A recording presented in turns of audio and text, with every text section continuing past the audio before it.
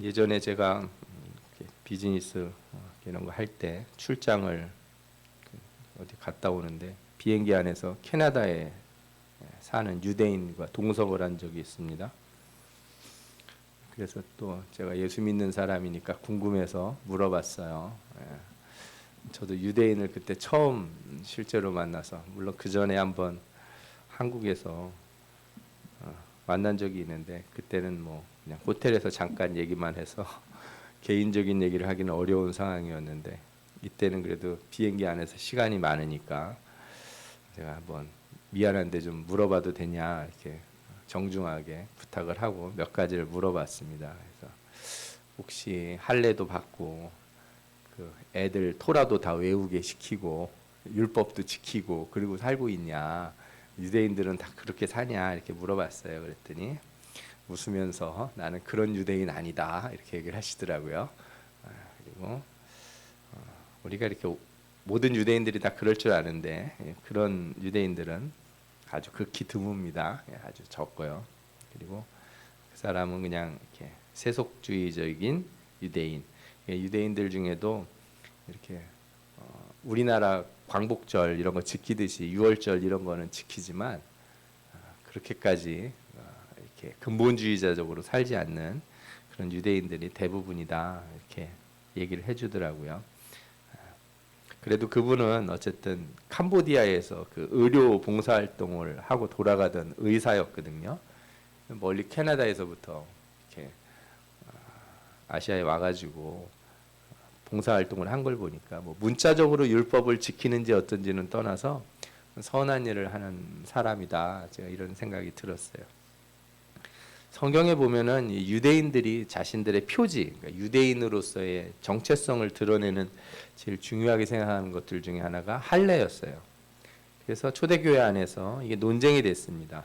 예수 믿었으면 유대인이 된 거니까, 유대교 안으로 들어온 거니까 할례를 받아라 이런 얘기를 한 거죠. 그런데 사실은 이런 거는 이제 우리가 더 이상 고민을 안 해도 돼요. 옛날에는 좀 논쟁이 됐는데 우리 한국에 복음이 전해질 때는 이런 게 다 신학적으로 정리가 돼서 왔습니다. 그래서 우리가 더 이상 뭐 그런 걸 가지고 우리가 쉽게 고민하진 않아요. 그래도 여러분들이 하나 분명히 아셔야 되는 게 있죠. 구약에 나오는 율법을 우리가 지켜야 되냐 말아야 되냐 이런 문제가 나올 때 구약의 율법이 세 가지 종류가 있다는 것 정도는 여러분들이 아셔야 돼요. 한 가지는 이제 도덕법입니다.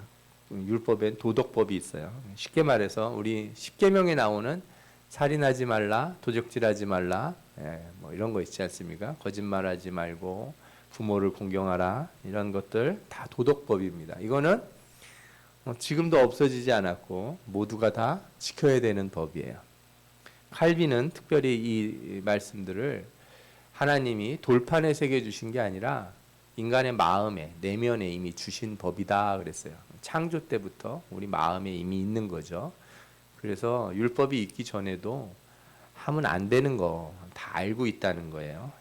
그래서 이거는 우리가 크리스찬으로서, 아니 크리스찬이 아닌 모든 사람들이 다 이런 법은 지켜야겠죠.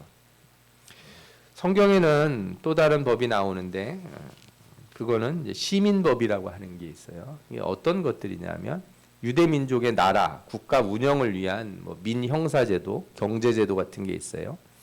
예를 들어서 남의 소가 사람을 이렇게 들이받았다. 그러면 어떻게 해야 돼요? 배상을 해주고 그 들이받은 소는 이렇게 죽여야 되는 거, 뭐 이런 것들이죠. 아니면 돈이 없어서 우리 집 땅을 남한테 이렇게 팔았어요. 그러면은 땅을 산 사람은 희년이 되면 어떻게 해야 됩니까? 땅을 돌려줘야 돼요. 희년제도죠. 아주 유명한. 그러나 지금 이스라엘, 저기 팔레스타인에 있는 그 이스라엘 나라도 이런 거 지키지 않고, 또 우리도 우리나라 국가법을 지키지 성경에 나와 있는 건 지키지 않습니다. 뭐 미국에 사는 크리스찬도 마찬가지예요. 영국인은 영국법 따르고요. 각자 각 나라에 있는 경제 원리를 따라 살죠. 그러면은 율법을 무시해도 되냐? 그렇지는 않습니다. 율법에 있는 원리를 따라 살아야겠죠. 세부적인 규칙은 바뀌었어요. 더 이상 우리는 뭐 소 키우고 양 키우는 사람은 거의 없잖아요. 그런 걸로는 우리가 하지 않아도 성경에서 이 배상을 하는 원리가 무엇인지, 그죠? 경제적인 원리는 무엇인지를 살피고서 그것을 우리 삶에 적용하려고 애를 써야 돼요. 더 나가서 여러분들이 투표 같은 거 하실 때, 우리가 정치인들을 지지하거나 그럴 때 이 사람들이 가지고 있는 생각이 성경적인가, 그죠? 성경의 원리에 입각한 삶을 사는가, 이런 거를 하고 싶어 하는가, 그런 사람들을 우리가 투표를 하면 우리나라의 법 체계가 성경적인 율법의 원리가 적용된 그런 법이 되지 않겠습니까? 그래서 하나님의 나라, 더 좋은 사회를 만들어 나갈 수 있다, 이렇게 말씀드릴 수가 있어요. 그래서 구체적인 항목은 문자적으로 지키지 않지만 원리를 우리가 알고 삶에 적용해야 된다, 이렇게 말씀드릴 수 있어요. 마지막으로 의식법이라는 게 율법에 있는데 대표적으로 제사에 관련된 거죠. 번제, 소제, 화목제, 속죄제, 속건제, 이런 레위기에 나오는 여러 제사들이 있습니다. 그러나 우리는 히브리서에 나와 있는 것으로 알듯이 예수님이 참된 어린 양으로 우리 모두를 위한 제물이 되어 주셨고, 또 그분은 또한 참된 제사장으로 우리 모두를 위해 단 한 번의 제사를 드려 주셨어요. 그래서 우리는 더 이상 제사를 드릴 필요가 없습니다. 너무 감사해요. 저는 제사를 드리는 게 목사의 임무라면 목사를 안 했을 거예요. 예전에 모란시장에서 이렇게 염소 잡는 걸 봤는데 트라우마가 생길 정도더라고요. 못할 일인데 예전에 제사장들이 그걸 계속 했다는 거예요. 지금은 우리가 예수님이 한 번에 죽으심으로 이 모든 제사를 폐하셨고 우리가 하나님과 화목하게 되었으니까, 그죠? 더 이상 제사는 안 해도 돼요. 그러나 그 제사 제도는 없어졌지만 제사 제도가 가지고 있는 의미는 여전히 남아 있어요. 그래서 우리가 죄를 지으면 하나님 앞에 회개해야죠. 예수 그리스도의 보혈의 피를 의지하여 주님 앞에 회개해야 되는 거고, 또 화목제와 같은 것, 우리가 하나님 앞에 감사하고 화목제를 드리면 그 제물을 이웃과 나누지 않습니까? 그러니까 우리가 좋은 일 생기면 나 혼자 다 먹지 말고 그죠? 옆집에도 주고 다른 사람들도 나눠주고 이렇게 하는 이 본래의 취지를 따라서 살면 된다, 이렇게 말씀드릴 수가 있어요. 또 의식법 안에는 절기에 관한 법, 음식에 관한 법이 있어요. 유대인들의 절기 유월절, 그다음에 오순절, 또 초막절 뭐 이런 절기가 있잖아요. 대신에 우리는 요즘 부활절, 성령 강림절, 추수감사절, 뭐 성탄절 이런 절기를 지키죠.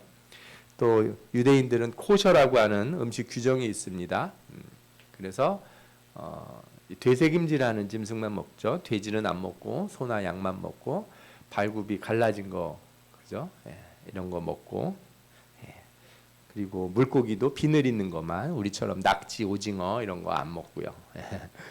그런데 하나님이 창조하신 모든 것 다 선하니까 우리에게 다 먹어도 된다, 이렇게 말씀하신 게 사도행전에 있지 않습니까? 그래서 우리가 감사함으로 다 먹으면 됩니다. 그렇지만 여기도 원리가 있어요. 모든 걸 다 가능하다고 아무렇게나 먹으면 안 돼요.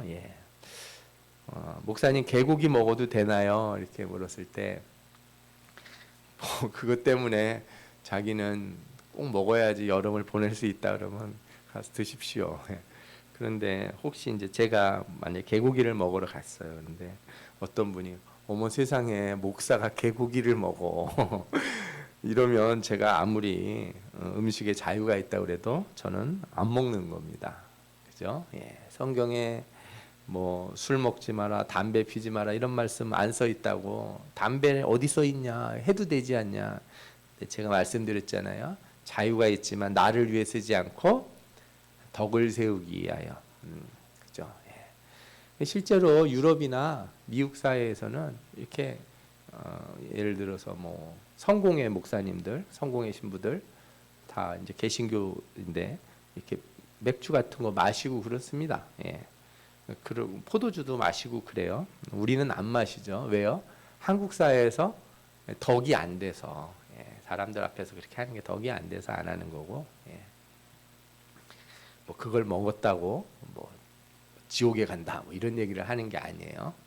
그러니까 우리는 뭐 어떤 음식을 먹든 뭘 하든지 뭐 옷을 입을 때도 마찬가지예요. 내 옷을 입든지 뭐 하다못해 가방 하나를 들고 다녀도 덕을 세우는, 다른 사람들 앞에 덕을 세우는 걸 생각을 해야지, 나 좋으면 되지 뭐 내 맘이지 뭐 이렇게 하면 안 된다. 여러분들이 이게 율법을 아는 사람들이 하는 거예요. 그래서 성경에 나오는 할례도 이제 유대인들을 위한 그 의식법 속에 있었어요. 그런데 우리는 할례의 형식적인 것은 더 이상 따르지 않습니다. 뭐 따른다고 잘못된 건 아니에요. 뭐 그게 건강에 좋다고 하시는 분들도 있어요. 그러나 할례를 뭐 형식적으로 안 따르더라도 할례에 어떤 의미가 있다는 건 우리가 알아야 돼요. 어떤 의미가 있다. 하나님이 굳이 이거를 하게 하신 의미가 있다는 거죠.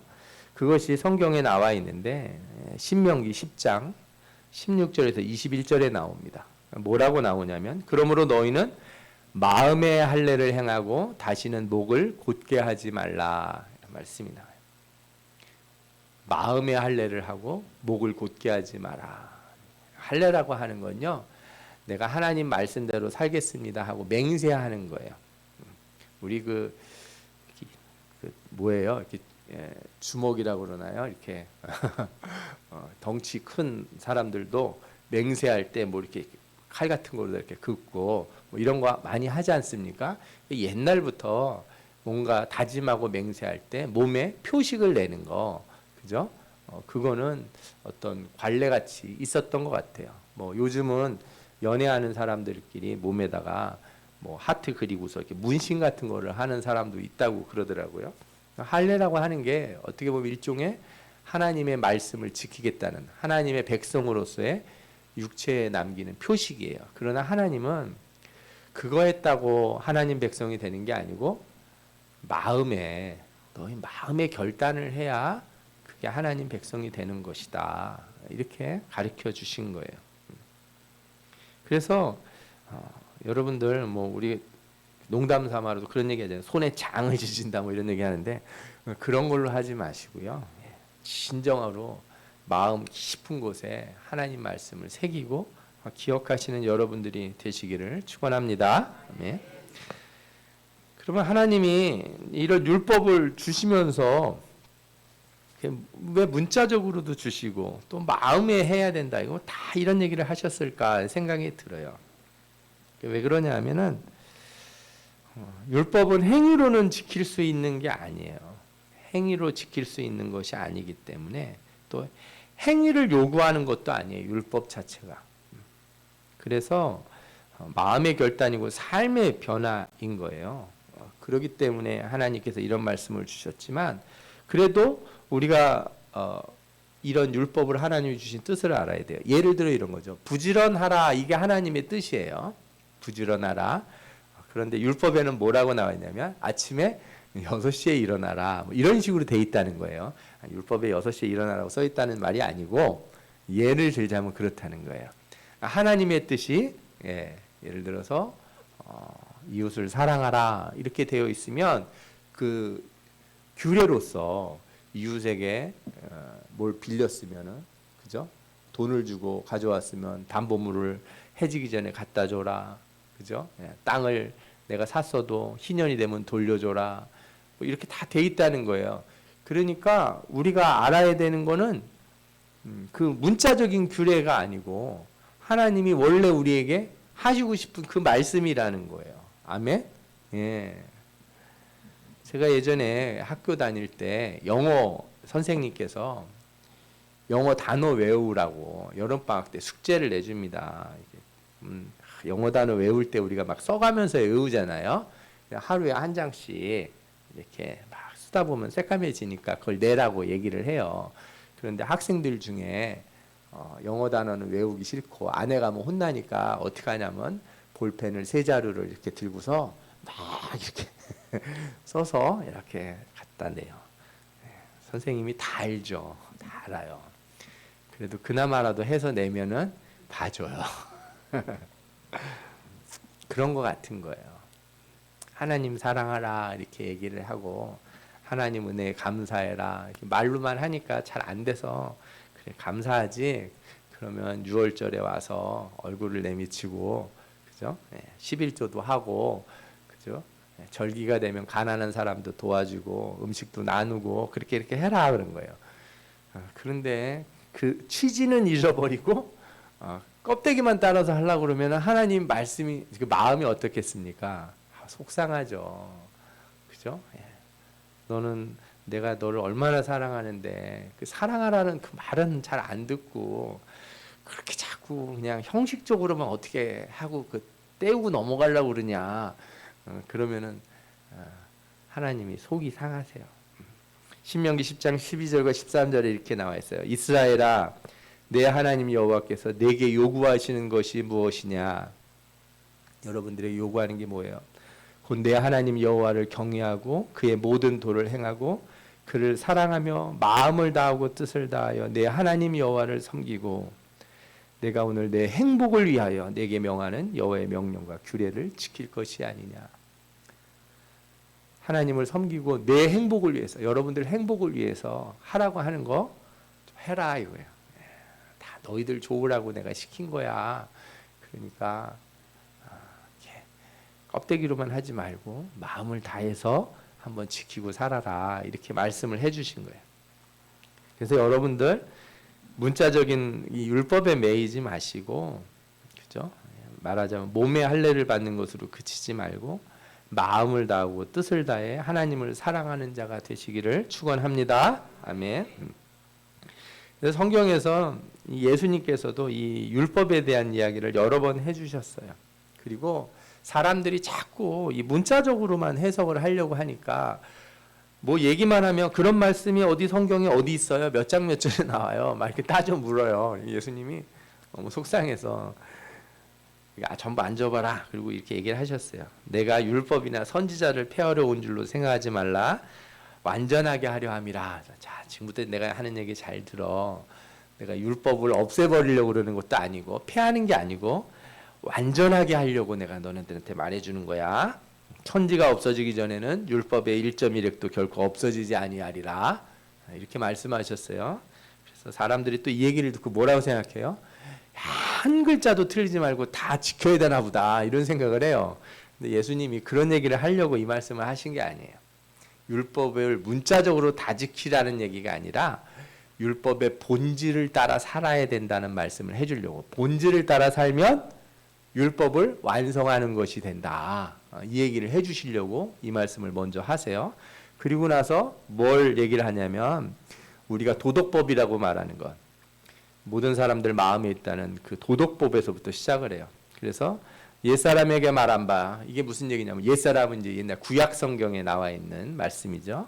옛사람에게 말한 바 살인하지 말라 누구든지 살인하면 심판을 받게 되리라 하였는 것을 너희가 들었으나 나는 너희에게 이르노니 형제에게 노하는 자마다 심판을 받게 되고 형제를 대하여 라가라 하는 자는 공회에 잡혀가게 되고 미련한 놈이라 하는 자는 지옥불에 들어가게 되리라. 예수님 말씀이 훨씬 더 어렵죠. 승질내지 말고 욕하지 말고 그죠? 우리 주일학교 아이들 매일 붙들면서 하는 얘기가 있어요. 제발 절교한다는 얘기 하지 말고 얘들아. 그죠? 쟤 때문에 못 살겠어요. 막 이런 얘기 하지 말고. 아이들은 그래도 입으로라도 표현하는데 어른들은 겉으로는 진짜 멀쩡한 척해요. 겉으로는 정말 모든 사람 사랑하는 척하면서 속으로 한번 마음에 꿍한 거를 풀질 않아요. 내가 언젠간 복수할 것이다. 칼을 갈더라고요. 그러면 이미 뭐예요? 이미 살인한 사람이 되는 거예요. 내가 저 인간 때문에 내 인생이 이렇게 망쳤어. 막 이렇게 생각하고 살면 나는 이미 어떤 사람이 돼요? 나는 살인하는 사람이 되는 거예요. 그러고 보면 사실 길에 막 요즘 칼 들고 막 이렇게 이상하게 행동하는 사람들 나와서 여러분들이 걱정을 많이 하시잖아요. 마음에 있는 것들이 이렇게 드러나는 때가 된 거예요. 말세가 돼서 좀 무서워요. 그래서 악한 영이 강하게 역사하니까 영적으로 약한 사람들마다 이렇게 나오는 건 아닌가 하는 이런 생각이 들어서 걱정이 됩니다. 예수님이 적용한 율법은 훨씬 더 강하고 폭이 넓어요. 간음하지 말라 하였다는 것을 너희가 들었으나 나는 너희에게 이르노니 음욕을 품고 여자를 보는 자마다 마음에 이미 간음하였다. 실제로 행동에만 율법이 적용한다고 생각했는데 마음에 적용된다 이렇게 말씀하신 거예요. 또 눈은 눈으로 이는 이로 갚으라 하였다는 것을 너희가 들었으나 나는 너희에게 이르노니 악한 자를 대적하지 마라. 누구든지 오른뺨을 치거든 왼뺨도 돌려대며. 율법은 사회 유지를 위해서 최소한의 것을 가리키는 거예요. 최소한의 것. 그래서 잘못하면 벌을 주고 이렇게 해야지 사회가 유지된다 이렇게 얘기하는 건데 하나님의 뜻은 더 어때요? 더 넓고 폭이 넓습니다. 그렇게 다 심판하면 우리도 못 살아남아요. 우리도 못 살아남고 아무도 살아남을 사람이 없어요. 그렇죠? 예. 죄 증거대로 하면 우리 다 죽어야 되는 사람들이거든요. 율법으로는 세상을 심판해서 다 정죄만 하지만 하나님의 사랑으로 덮을 때 사람이 변화된다. 솔직히 요즘 그 사형제도 부활에 대한 논의들이 막 있는 거로 알고 있어요. 여러분들 형벌을 올리면 올릴수록 저런 죄를 지은 사람은 어떻게 저렇게 조금 벌을 내리나 벌을 훨씬 더 많이 내려서 막 다시는 세상에 못 나오게 만들고 막 사형을 내리고 이래야만 세상이 행복해질까요? 그래야지 사람들이 변화되고 회개할까요? 잘 모르겠어요. 우리는 이런 딜레마 속에 있는 것 같지만 하나님 말씀을 살펴보면 하나님이 우리를 용서해 주시고 사랑해 주신 걸 생각해 보면 죄인들에게 기회를 박탈하는 게 그게 하나님의 뜻은 아닐 것 같다 하는 생각이 들게 됩니다. 하나님께서 이렇게 우리에게 은혜를 베풀어 주시고, 그죠? 본래의 취지를 말했다고 해서, 그죠? 그러면 뭐 성경에 나와 있는 거 다 안 지켜도 되는데 마음만 그러면 되지, 그죠? 예, 마음만 그러면 되지. 그래서 예를 들어서 부모님 생일날도 이렇게 뭐 선물도 안 해가면서 제가 마음으로는 어머니 사랑하는 거 알죠? 이렇게 한다든가, 그죠? 우리가 주일날 교회 와서도 하나님 제가 마음으로는 하나님 믿는 거 알죠? 제가 그런 분들 많이 봤어요. 직장 생활하면서 보면 이렇게 술을 한잔 하면서 내가 그래도 마음으로는 하나님 믿어 그러면서 이렇게 마시더라고요. 예. 그런데 그렇게 하면 안 되고 갈라디아서 5장 1절에 뭐라고 나와요? 그리스도께서 우리를 자유롭게 하시려고 자유를 주셨으니 그러므로 굳건하게 서서 다시 종의 멍에를 매지 말라. 종의 멍에를 매지 말라 이렇게 됐어요. 종의 멍에가 뭘까요? 이건 뭐냐면 율법의 의미를 모른 채 율법의 표면적인 문자에 얽매이는 자예요. 그러니까 내가 이거 안 했는데 어떡하지? 막 그런 거에 이렇게 매여 살지 말라는 거예요. 그거 말고 하나님의 뜻, 본래의 뜻을 따라서 살아. 그러면 자유한 사람이 된다. 그죠? 예. 어떤 분들이 목사님 1년에 52주잖아요. 53주 혹은 52주예요. 몇 번 빠질 수 있어요. 주일날 예배는. 그 선을 이렇게 그어주시면 감사하겠어요. 제가 딴 건 몰라도 그거 딱 지키고 싶어요. 그죠? 예. 제가 뭐라고 얘기를 드려야겠어요. 제가 이렇게 말씀드렸어요. 단 하루를 나와도 진정으로 예배하는 자가 하나님을 기쁘시게 합니다. 단 하루, 인생에 내가 단 하루 교회를 나왔는데 하나님이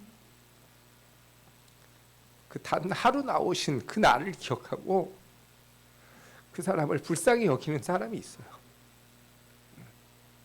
단 하루 나와서 주님 앞에 눈물을 흘렸을 때 그것이 수만 번 나오고 많은 걸 한 사람보다 하나님이 기억하시는 사람도 있다는 거예요. 제가 그래서 그런 건 못 가르쳐 드리겠어요. 며칠 나와야지 되는지. 수요예배는 집사부터는 수요 예배를 나와야 되는지, 권사부터 나와야 되는지, 그죠?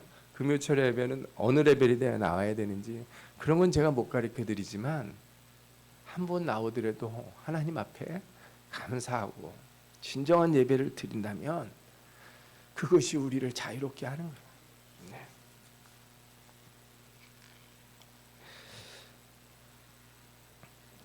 그러나 우리가 이렇게 하나님 말씀에 자유를 얻었다고 해서 그것도 마음대로 살면 안 된다고 제가 얘기 드렸잖아요.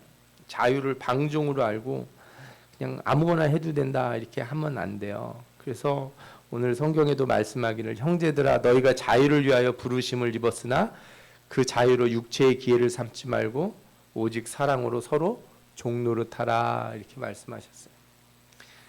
이게 육체의 기회를 삼지 말고 종노릇하라는 말은 무슨 뜻이냐면 제가 그냥 한마디로 정의해드리면 이거예요. 제발 자기 유리한 쪽으로 해석하지 마라 이거야. 하나님 말씀 예수 믿는 거 나 유리한 쪽으로 해석하지 마라 이거예요. 제가 지금 내 평생에 단 한 번 주일날 나온 걸로 하나님 기억하신다 그러니까 아싸 내가 오늘 왔으니까 다시는 안 나가도 하나님이 나를 구원해 주시겠지 이렇게 생각하면 안 된다는 거예요. 제가 그래서 말씀드릴 때마다 항상 조심스러워요. 오해할까 봐. 제발 뭐든지 나 유리한 쪽으로 해석하지 말고 그죠? 하나님의 뜻을 살피라 이거예요. 옛날에 저희 교회가 어려울 때 뭐 지금도 뭐 풍족하지는 않지만 아이들 빵 나눠줄 때 빵이 많지 않으니까 다 잘라줘야 되는 거예요. 이렇게 빵을 하나를 못 주고 나눠주면 항상 싸움이 나요. 왜요? 애들이 큰 거 먹으려고 하니까 그죠? 그래서 어떻게 해요? 한 사람은 칼로 자르고 한 사람은 고르게 했어요. 자른 사람이 고르는 게 아니에요. 자른 사람은 정확하게 자르려고 그러겠죠. 고른 사람은. 근데 제가 원래 원하는 취지는 그게 아니에요. 제가 원하는 취지는 아이가 한쪽을 더 많이 자르기를 원했어요. 그래서 다른 애가 많은 걸 집어가고 자기가 조그만 걸 먹게. 그게 제가 가리킨 성경인데 애들은 어떻게 해요? 절대는 내가 정확히 봐서 잘라야지 막 그러면서 잘라요. 그리고 막 무게를 재보고 내가 이거 먹을 거예요 막 이러는 거예요. 그러니까 목사님이 이렇게 하라고 그랬어. 그 문자에 집중하면 안 되고 뭐에 집중해야 돼요? 그 의미에 집중을 해야 되잖아요. 목사님이 그런 얘기를 하면은 나 유리한 쪽으로 해석하면 안 되고 다른 사람이 더 좋은 쪽으로 해석을 해야죠. 내가 자르는 게 유리할까 내가 선택하는 게 유리할까 이렇게 생각하면 안 되고 내가 어떻게 하면은 좀 더 손해가 나더라도 다른 사람을 사랑하는 쪽을 내가 택해야지. 목사가 너무 고상한 걸 주일학교 아이들한테 가르쳐서 아이들이 힘들어했던 것 같아요. 여러분들에게도 마찬가지예요. 여러분들에게도 마찬가지. 어려운 일 생겨서 교회 와서 말씀하시고 여러 가지 이야기들을 하실 때 보면 제가 드릴 얘기는 하나예요. 나 기준으로 해석하지 말고 하나님 뜻을 살펴라. 나한테 유리한 쪽으로 해석하지 말고 하나님 편에서 말씀을 봐라. 하나님 편에서 말씀을 본다는 게 뭐예요? 오직 사랑으로 서로 종노릇하라. 저 사람 좋은 쪽으로 택하면 그게 뭐예요? 그게 하나님 편에서 택하는 거예요. 온 율법은 내 이웃 사랑하기를 내 자신같이 하라 하신 한 말씀에서 이루어졌나니. 이게 무슨 얘기입니까? 성경에 율법이 613가지가 있다는데 구약 성경에 있는 모든 율법이 다 하나에서 나왔다는 거예요. 뭐에서 나왔어요? 하나님을 사랑하고 이웃을 내 몸과 같이 사랑하라. 거기서 나온 거예요. 이웃을 사랑하라고 딱 가르쳐 줬는데 자꾸 싸우니까 법을 자꾸 만들어 주신 거예요. 그래서 율법은 범죄함으로 더하여졌다 이런 표현이 로마서에 나와요. 죄를 범했기 때문에 자꾸 취지를 어기니까 본래 뜻을 자꾸 안 따르니까 하나님이 자꾸 더 주시는 거예요. 법이 왜 늘어나는지 아십니까? 왜 자꾸 이 세상에서도 법을 늘리는 이유는 뭐예요? 자꾸 편법을 찾아내서 그래요. 법의 취지는 안 따르고. 해석을 할 때 어떻게 해서든지 나 유리한 쪽으로 해석을 하려고. 그러니까 그 악한 사람들이 법정에서도 어떻게 해요? 아, 법에 어디 그런 게 있냐고. 법대로 하라는 거예요. 법대로 하라는 말의 뜻이 뭐예요? 문자적으로 하라는 뜻입니까? 그렇다면 그는 악인이죠. 법대로 하자는 게 뭐예요? 법의 취지를 따라서. 법이 원래 원하는 목적을 따라서 살라는 게 법대로 하라는 거지. 무슨 문자적으로 여기 법에 써 있냐 안 써 있냐 가지고 판단하라 이렇게 얘기하는 거예요. 이거는 잘못된 거예요. 그래서 여러분들 내가 이렇게 내 나름대로 딱 이렇게 해석을 하면 어떤 일이 생기냐면 나는 용서받아야 되는데 저 사람은 심판받아야 될 사람이 되는 거예요. 나는 용서받을 수 있는 죄인이지만 저들은 용서받을 수 없는 사람이 되는 거예요. 다 유리한 쪽으로 돼서. 성경은 그렇게 하지 말라고 얘기해요. 나를 위해 해석하지 말고 모두를 사랑하라는 본래적 의미를 살피고 그렇게 적용해라. 여러분들이 이렇게 율법을 바르게 적용하는 분들 되시기를 바랍니다. 아멘. 요즘 많은 사람들이 크리스찬들 예수 믿고 구원받았다 그러면 다 조롱하잖아요. 왜 그래요? 구원받았으니까 무슨 죄를 지어도 다 면책된다고 생각을 하는 거예요. 그죠? 예전에 밀양이라고 하는 영화가 있었잖아요. 그 주인공의 절규가 너무 마음 아픈 거예요. 자기 자식을 살인한 사람을 오랫동안 기도하다가 용서해 주기 위해서 교도소에 찾아갔는데 그 사람이 뭐라 그래요?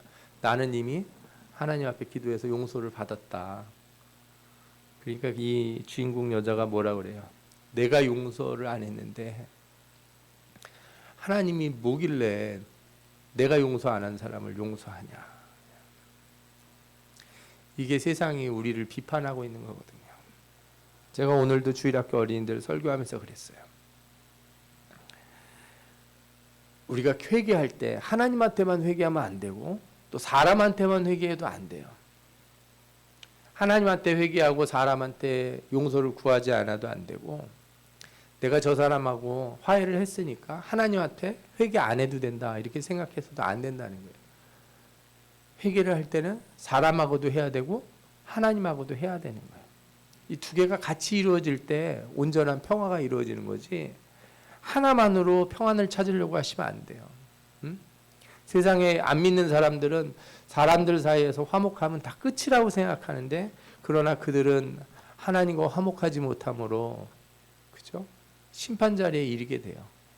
만약에 그렇다면 교회 안에 있는 사람들 중에는 하나님과는 화목한 척했지만 사람과 화목하지 않아서 심판 자리에 갈 수도 있는 사람이 있을지 몰라요. 예수 그리스도께서 죄에서 자유함을 우리에게 주신 것은 마음대로 살라고 그런 게 아니에요. 내 이웃을 내 몸과 같이 사랑하는 그 말씀의 참뜻을 깨닫고 살 수 있도록 주신 자유인 줄 믿습니다. 그래서 이웃을 사랑하기 위해서 율법이 정한 심판과 보복과 벌, 우리나라 헌법에 민법, 뭐 상법, 뭐 이런데 법에 나와 있는 거 있잖아요. 형법 이런데 나와 있는 법에 있는 거, 그 법이 있지만 법을 거두어 달라고 말할 수 있는 자유를 우리에게 주신 거예요. 무슨 얘기인지 아시겠어요? 심판을 내려서 저 사람이 죽게 되는 게 당연한 일인데 우리에게 어떤 자유를 주셨냐? 하나님, 그 심판을 거두어 주옵소서 이렇게 말할 수 있고 이렇게 기도할 수 있는 은혜를 주신 거예요. 이게 자유예요, 이게.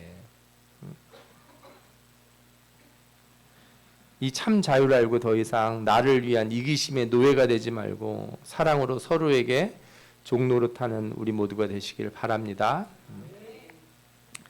말씀을 들었는데 목사님 참 알긴 알죠. 목사님 말씀 안 하셨어도 우리 이미 알고 있었습니다. 이렇게 얘기하시는 분이 있는 것 같아요. 말씀이 머리에만 머무르고 가슴이 안 내려갈 때가 있다는 거 저도 알아요. 입으로는 아멘 하지만 마음이 안 끌린다는 거.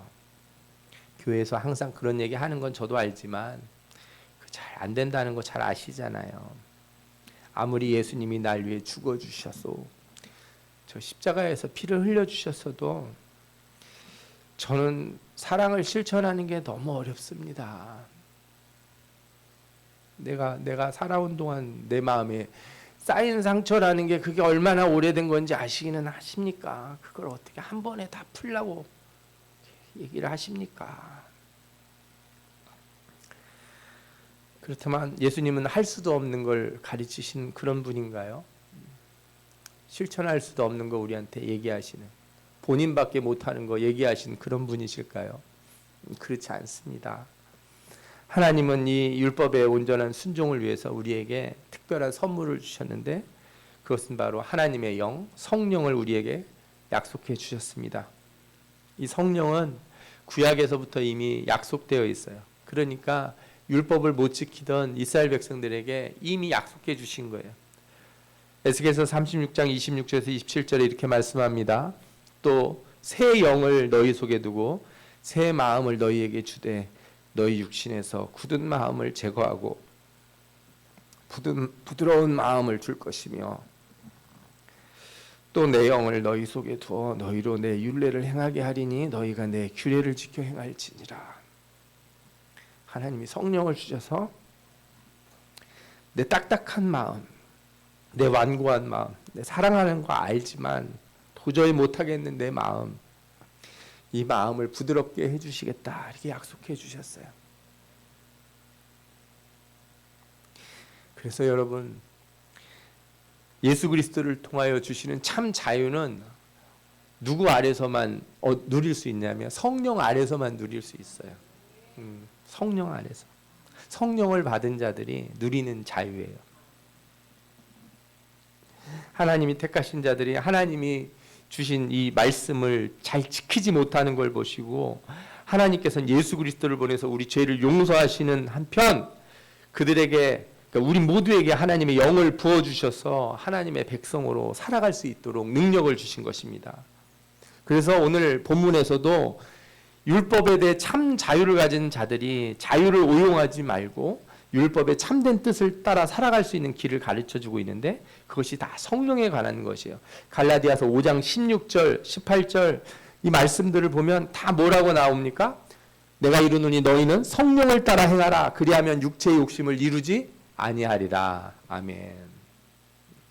그러니까 교회 나와서 말씀 듣고 마치 이렇게 유명한 철학자 혹은 인격자 혹은 뭐 대학 교수님들 얘기하시는 거 그런 거 듣듯이 듣고서 아 그래 내가 착하게 살아야지 이렇게 결심하는 게 아니에요. 교회는 그런 데가 아닙니다. 그러려고 교회 나오는 거 아니에요. 저보다 더 유능하고 말씀 잘하시고 학력이 좋고 똑똑하신 분들 많아요. 거기 가서 들으셔도 돼요. 교회 나와서 말씀을 듣는 이유는 하나예요.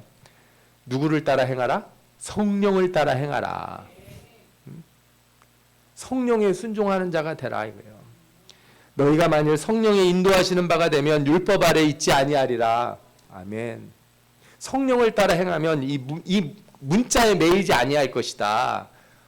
내가 도대체 얼마만큼 사랑하는 게 좋은지 내가 요만큼 양보를 하면 될까? 요만큼 양보를 하면 될까? 이런 고민 안 해도 되게 해주신다는 거예요. 성령을 따라 행하면. 아멘.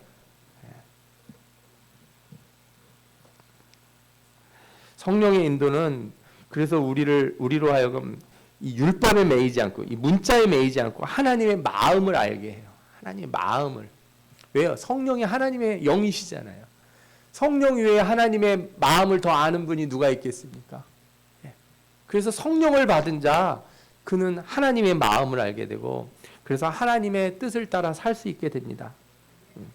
그렇게 하나님의 뜻을 따라 사는 사람들이 어떻게 돼요? 그리스도 예수의 사람들은 육체와 함께 그의 정욕과 탐심을 십자가에 못 박았느니라. 아멘.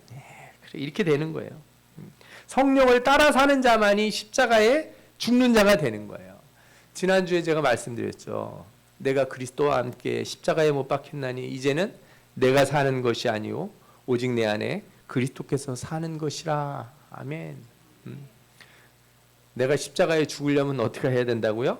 성령을 따라 살아라. 성령을 따라 살아라. 그냥 입으로만 나는 죽었습니다. 이렇게 얘기하면 소용없어요. 아무리 해도 안 돼요. 그죠? 저도 해봤지만 안 돼요. 어떤 때만 가능해요? 성령을 따라 살 때, 성령에 순종할 때, 성령이 내 안에서 말씀하실 때, 내가 그 말씀에 무릎을 꿇고 할 때. 성령을 따라 사는 자는 더 이상 자기중심적으로 자기 유익을 따라 살지 않습니다. 나 좋은 대로 해석 안 해요. 나 유리한 쪽으로 해석 안 한다 이거예요. 그래서 오해 안 하게 돼요. 오해 안 하고 싶으시면 어떻게 해야 돼요? 성령을 받으셔야 돼요. 오해하는 건 우리 세상에 너무 많아요.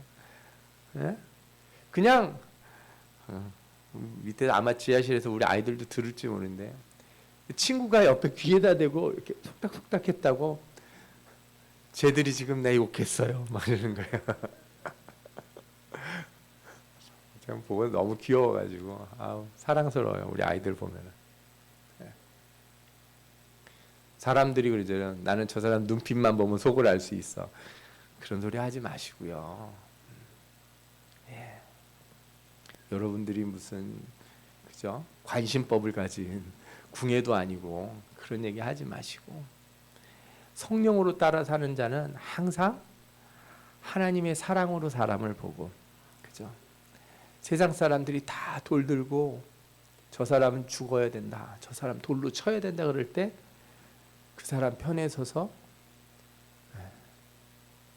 죄 없는 자가 먼저 돌로 치라. 그리고 용서해 줄 수 있는 그런 사람이 될 수 있습니다. 여러분, 하나님 말씀에 순종하는 삶을 살기 위해서 우리는 날마다 예수 그리스도의 십자가에 죽고 부활하심에 동참해야 되는 걸 알아요. 이 방법이 뭡니까? 바로 성령을 받는 것이고 성령의 인도하심을 따라가는 것이고 성령으로 살아가는 거예요. 성령이 오시는 말씀을 절대 거부하지 마세요. 목사님 성령이 어떻게 말씀하시는데요? 여러분들 양심에 말하지 않습니까? 누가 꼭 가르쳐 줘야지 압니까? 아닌 거 다 알지? 여러분들이 몰라서 못하는 거 걱정하지 마십시오. 그거 못했다고 지옥 간다는 얘기, 그런 얘기 없어요, 성경에. 여러분들이 아는 거, 누가 그러죠? 유치원에서 배운 거 정도만 하고 살아도 세상 싸움 안 난다고요. 유치원에 주일학교에서 배운 거 정도만 하고 살아도 싸움 안 납니다. 세상이 행복해집니다. 성령의 음성이 어디 멀리 있다고 생각하지 마십시오. 산속에 들어가서 막 며칠씩 기도하고 와야지만 성령의 음성을 듣는다고 착각하지 마세요. 지금도 들리고 있는 거고 내 안에서 싸우고 있지 않습니까? 내 마음에 있는 양심의 소리를 듣고 살려니 너무 힘든 거야. 내가 포기할 게 너무 많아. 내 꼴 보기 싫은 사람들하고도 같이 잘 지내야 돼. 그러나 성령에 순종하면 여러분들에게 참된 복이 올 줄 믿습니다. 아멘. 이제 모든 게 분명해졌습니다. 하나님 말씀에 순종하며 율법의 본질을 따라 살고자 하는 사람은 성령을 받아야 하고 성령을 받은 사람들은 성령의 인도하심을 따라가야 될 줄 믿습니다. 성령을 따라 행하시기 바랍니다. 그럴 때만이 내가 죽고 오직 그리스도만이 내 안에 사시는 거예요. 내 안에 그리스도가 산다는 얘기는 뭐예요? 성령이 사신다는 거예요. 내 안에 성령이 살면 행동하는 주체는 내가 아니고 누구예요? 성령이에요. 내가 아니에요. 내가 행동하는 게 아니에요. 내가 결정한 게 아니에요. 내가 참은 게 아니에요. 누가 참은 거예요? 성령이 참으신 거예요. 성령이 참게 한 사람은 그래서 교회 와서 절대로 내가 얼마나 참았는지 아십니까? 이런 소리 안 합니다. 절대로 할 수 없어요. 내가 지금까지 얼마나 양보를 많이 했는데 내가 모두 하고 내가 봉사도 하고 헌금도 하고 온갖 것 했다고 거기다 내가 들어가는 순간 나는 예수 그리스도와 죽은 사람이 아닌 거예요. 내가 예수 그리스도와 함께 죽었다면 성령이 하신 것이고 나는 성령을 따라 산 사람이 되는 줄 믿습니다. 여러분들의 주인은 여러분이 아닙니다. 나의 주인은 내가 아니에요. 내 주인은 성령이시고 내 속에서 행동하는 주체는 성령이십니다. 곧 예수 그리스도가 내 안에서 행동하는 것입니다. 이것이야말로 우리가 믿음 안에 사는 것입니다. 이제 우리는 모두가 성령으로 행하여 율법의 참뜻을 이루며 예수 그리스도를 믿는 참된 믿음 안에서 사는 축복된 성도들이 되시기를 축원합니다. 아멘. 기도하겠습니다.